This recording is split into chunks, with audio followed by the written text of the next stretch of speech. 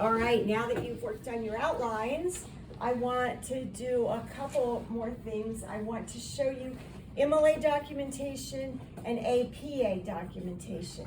Hopefully after this demo, you'll know which one is appropriate for your topic.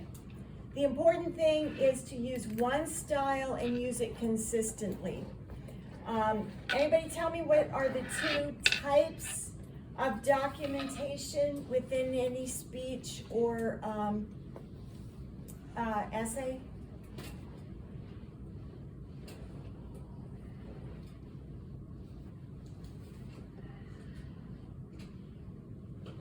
Where, let's say in your slide presentation, where would you need to do citations? Two places.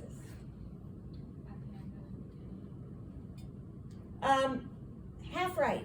The end, yes. Not at the beginning, but on the slide where the material comes from. So, do we need a works cited page? yes. So what I'm saying is when you have a quote or a paraphrase or a chart or a photo or basically anything that comes from one of your sources, you're going to want to put a parenthetical citation on that slide or after that bullet point. You might have 2 or 3 citations on one slide. You know, that can happen. That's okay. And then at the end of the presentation, just spend 20 seconds or 30 letting us glance at your works cited or references page so we can see how many sources you had, where they came from, that they're documented properly. Yes? So like in the slide, are we gonna do like the author and then the page number? Like, That's MLA. I'll show you in a moment.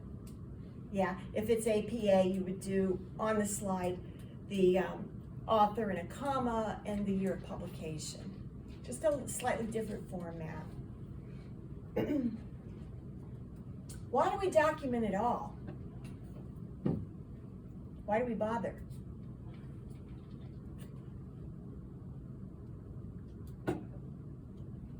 plagiarism? Yeah, you want to avoid plagiarism. Why? Why is it important in the information age to keep track of your sources? Can be fake news, maybe, like you check for the credibility of the We author. do want to check for credibility, yes. Credibility of sources, and in public speaking, it reflects on the credibility of the speaker, right? So people will decide whether you're a reliable speaker and you know whereof you speak based on how scholarly your presentation is. All right? If you can say, gee, I'm new to this topic, but I found half a dozen dynamite sources that will convince you, blah, blah, blah, blah, then we're on board for that. If you have a little personal experience with the topic that you can slide in an appropriate moment for just a tiny bit, that helps too. But your credibility is at stake. And of course, we want to avoid plagiarism. Imagine if you, like I have written a couple of books, and you go to a presentation and you see somebody stealing your material and taking credit for it, how would you feel? A, it's not just about feelings. B, it's also about money, right? I don't get paid for any books that somebody else is ripping off, right? So it's a whole, mostly it's about academic integrity. It's about establishing your credibility, about demonstrating integrity when you speak, coming from an ethical place, giving credit where credit is due, that kind of thing. But secondarily, there are even economic and legal concerns associated with your use of sources. So it's very important to document. All right, so I'm fast forwarding to week 7, which is next week. Anybody look at the syllabus and see what's happening in class next week? There is no class. No class next week. Now, we will meet this Thursday, but no class next week because I'm at a conference. I'll be on campus Monday for my office hours and all, but Tuesday and the rest of the week I'm out of state. So You will have work on Brightspace. You will be submitting your outline. You will be continuing to work on your presentations, but I want to give you a preview of where all that stuff is, all right? So here in week 7, Monday the 6th through Sunday the 12th, some submission portals and information for you. So I've updated the overview document with what's coming up next week. You're going to be posting your outline 2 places in week 7. Once for a discussion, you're going to have an online discussion. Because we can't meet live in the class, I had to promise to the administration that there would be meaningful academic activity happening. So that means that the discussion moves to Brightspace, all right? It allows you to do it from the comfort of your bedroom, but you need to participate in that, please. That means not just posting your outline, but also responding to, I think I put 3 other people's. And respond with substance, right? Like we would in a writing workshop where you're thinking, you know, does that really belong in this section? Or, oh, I love the quote you used as the attention getter, but I'm a little confused by what you're saying in this section. Point those things out because you're helping each other to refine your arguments, all right? That's the purpose of the discussion. It's not just a time waster. It's really designed to help you learn from each other and refine your own work in progress. Number 2 for next week is this public speaking textbook module on creating and using presentation aids. So there is specific information on how to do a good presentation so that it doesn't detract attention from you, the speaker, who should be our primary focus, but it does provide limited language and some visuals in every presentation that will help us to grasp the topic better and your argument for it. So there is a discussion and quiz due a week from this Sunday there. And just to look ahead, be aware. Yeah, I got to update this. This is from the other class. But anyway, we're going to have visual presentations due at the end of March. Okay. Wait, so that's going to be a slideshow? Yes, you're going to have a slideshow that you present along with your persuasion speech. So you'll just be clicking a button and talking. And you can use note cards, put them up here. You can certainly use the desk. That's the idea. All right, now I wanted to demonstrate the 2 types. So here's one of the submission portals, gives you instructions. And there's the discussion, that'll give you instructions. And another discussion is actually 2 discussions, one in week 6 and one in week 7. So I'll move the week 6 one, actually, I'll move that because we got behind this week with issues, yes. If the persuasion speech is due like in like the end of March, then what's the one we're talking about on Brightspace, like videotaping ourselves? Is that like we're just talking about our outline? You're getting started and doing a rehearsal of like the introduction, that's it. Oh, it's not the whole thing. When's No. that And we're due? posting that next week, I think. Um, We have to record ourselves? She just said that. Yeah, I don't think you need to record actually. Oh. No, that's the other class, sorry. No, I thought it said. I've got 2 speech classes, one's online and one's live. Because I was gonna say, I forgive have no me. way of recording. Yeah, that. it's okay, it's all right, never mind. It's probably- Erase we're just that. posting like those points right there. Yeah, it's okay, all right. Oh. Here's a sample MLA Works Cited page, but first let me go to the MLA documentation to show you what this is about. All right, so you want to use the 9th edition. The 9th edition. It's just slightly different from the one that was that you might have learned a couple years ago if you took writing one a couple years ago, the 8th edition. It's basically the same. So here's the introduction. It explains that the in-text citations, which means the parenthetical citations, go in the body of your paper.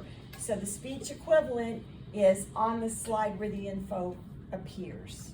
That's the parenthetical citation. And the second part, as we discussed, is a works cited list. It's alphabetized, uses hanging indentation. I'll show you what the heck that is in just a moment. So here are some common ones for examples. All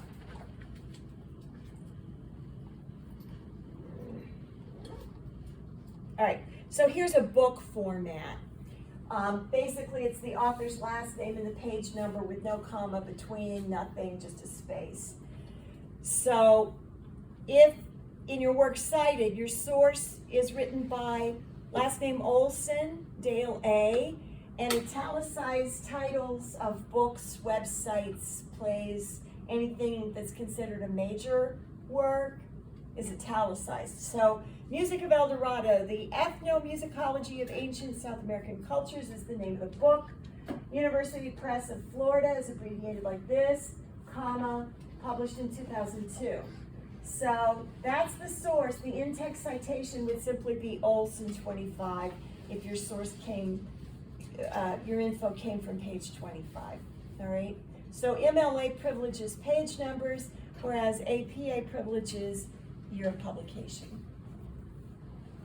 Ebook, there's a format here. This is the one you'll be using the most. Journal article from a database. So works cited looks like this, author last name, comma, first name, period, between each major unit of information in the works cited page. So period after the author's full name, last name first, title, quotation marks, not italicized, because short works like articles, you know, like anything under 100 pages, articles, short stories, poems, newspaper articles, essays, those things go in quotation marks, tuck the comma inside. So period, quotation mark. I know these little things just show that you're paying attention to academic format. The journal or magazine or newspaper, notice that's italicized because a journal or magazine or newspaper is considered a major work. Publication information, which would include, this bracket means it's just an explanation. The bracket doesn't go in the citation. So it would include the volume, which is the year, how many years of publication the thing has had, the issue or number, which means which issue in that year of publication your particular article was found in, the year of publication, and the page spread if available. Sometimes it is available, sometimes it isn't. Just use what you can find. The name of the database is italicized. Again, a database is a collection of many journals over many years with many articles in them. So that's a major work and gets italicized. DOI, if available, that just stands for document of interest and it's a number. So if you see a DOI with a number after it, put it there. If there's a permalink or a shortened URL for the database, that goes there. And there should always be a link for an online database. Does that make sense? You can use a site generator, right? You can use a site generator, but you have to check it because they aren't 100%. They'll get you a good start. But some of them will use all caps for the title, which isn't right, or, you know, there'll be little glitches in most of them. All right, and the in-text is the author, last name, page number again. So here's a specific example. Latartara, comma, John, period, quotation mark for the article title, the timbre of Thai classical singing, again, tuck the period inside the quotation mark. Asian music is the name of the journal. Volume 43 gets abbreviated. Little v, period after the L. That's the 43rd year of publication is what that means, comma. NO period 2 means the second number or issue in that year, the second magazine in the year of 2012 is where you find this. Pages, the article appears on pages 88 to 114. Project Muse is the database, and there it is, the URL. Okay, so again, I've linked to this MLA guide, so you use it for the type of source that you have. And then I'll show you, I'd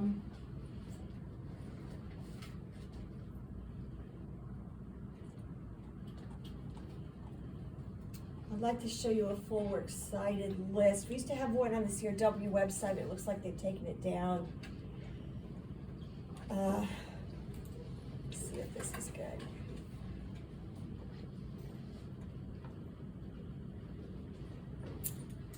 Trying to access the quick guide from this university website. MLA stands for Modern Language Association, and it's the organization of professionals, educators in the English language from all around the world. And we set the grammar rules, we set the documentation rules, and they change every so often to keep up with the language and the needs in academia. So here's the short guide. In-text citations look generally like this. Works cited list. I'd still like to see an example. I'll try to find a better example of the whole list. See if Purdue has it here. So you see what it looks like because it's got a particular format.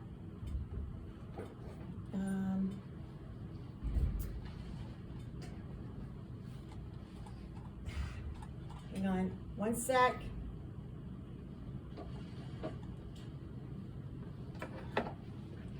Works cited page, here we go. All right, so there's a generator here that you can use. This is from the Purdue OWL, and it's URL owl.purdue, as in the university, or the chicken. Not the chicken, I think they have an E in it. edu.edu/owl/research_and_citation/MLA. And that'll get you to this general area, and you can find your way from there. This gives you the details. I'd rather show you the visual, and they're not making it easy here. Doesn't it go in alphabetical order? I'm sorry? Doesn't it go in alphabetical order? It does go in alphabetical order. I was trying to show you a full page so you see what it looks like. You see this format right here? That's called hanging indentation, and you want to use that in your works cited. It indents the second and any other lines of each entry so that you can visually scan down to find the source that you're interested in. So it's the reverse of a paragraph indentation. And it does not get numbered, the works cited entries, no numbers. They do not get listed in the order used. They only get they get sequenced alphabetically by whatever the first element is in a given citation. All right, let me give you a quick tour also of APA for those of you who may find that that's more relevant for your topic. APA is a different style. It stands for American Psychological Association. There are many different styles. There's Chicago Manual of Style, which you might use in your history classes. If you go to med school, you'll probably learn CBE for Council of Biology Editors, and there are many others. The idea of these styles is that they are standards for given disciplines. So your choice is between MLA and APA. At this college, we use APA for all our sciences and social sciences. We use Chicago for history, and we use MLA for language and literature.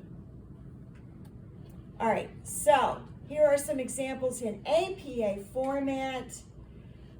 In the slide that you'll be doing, you'll have the author's last name, but you do use a comma in APA, and the year of publication, not the page number, because that's what matters more in science and social science. You want to be sure your sources are up to date, or if they're historical, that you're pointing them out as such. So we understand if this is an original understanding of a topic as opposed to a current one, or if this is the most up-to-date research there is.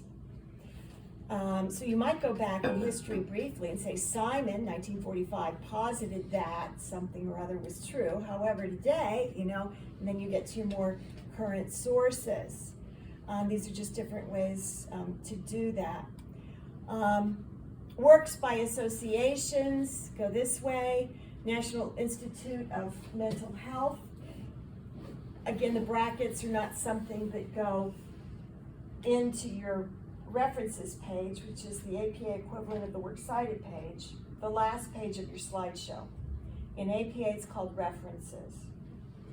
You wouldn't put this in there, but it's also known as NIMH. So if a source cites NIMH, that's what it stands for, comma, and the year of publication. Works with no author, how to handle those. Again, this is linked in week 7. Sometimes you'll have a page number, so it'll be maybe a collaborative work. That happens a lot in the sciences. So it might be Monick and Spearing, ampersand there, comma, 2008, comma. If it's only available online, sometimes you just have paragraph numbers instead of page numbers, in which case you can abbreviate paragraph, para, period, and the number there. For the references list, again, this is the equivalent of works cited. It tells you all the format, and the order, again, is alphabetical by author's last names, just like works cited, but it's going to look different. So again, we use the hanging indentation or reverse indentation format, but it's Ku, last name, comma, first initial, period, year of publication in parentheses, period. Notice there's no italics, not capitalizing every major word like you do in MLA. You're just capitalizing the beginning of the title and the beginning of the subtitle. Period at the end of that title. And then they are using an italic for the bigger source. This is the journal here. Volume doesn't say vol, it just says the number. Number doesn't say number, it just puts the number in parentheses, comma, and this is the page spread. And then again, the URL with the DOI in it. So they'll look similar, they're just different styles. Any questions about the outline, the works cited, the references, any of that? Okay, we're going to be working on thesis statements for your presentations on Thursday. So be sure that you have read your sources and you have a rough idea of your angle so that we can work on thesis statements. Thank you so much. Thank you. Nicole, could you do that? Thank you.